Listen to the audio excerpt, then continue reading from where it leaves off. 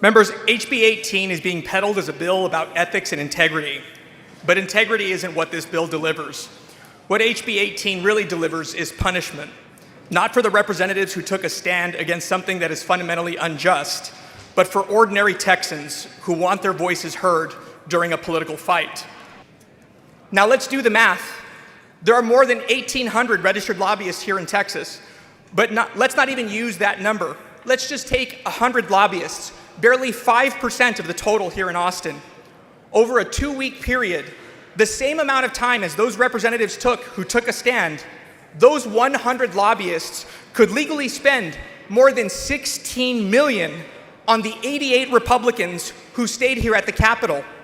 Add in their spouses, it jumps to $32 million. That doesn't even include staff. The average contribution by former Congressman O'Rourke's Powered by People was $32. $32. But the public will never know how much is spent to wine and dine their legislators, because as long as it falls under the $133 per person per day, there's never going to be a report containing the name of the representative, their family, or their staffs. How many of the same Republicans advancing this bill have racked up a $1,000 tab at a restaurant?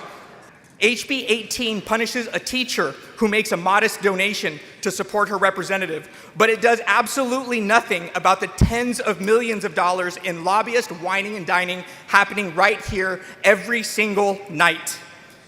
Does that sound like integrity to you? Or does it sound like selective punishment? Retaliation against members who took a stand, exercising a constitutional tactic, while corporate levels of influence in this chamber are left untouched. This bill doesn't bring members back. It doesn't restore quorum. All it does is punish and silence the voices of their constituents. So let's be clear. HB 18 doesn't stop financial abuse. It doesn't make anything more ethical.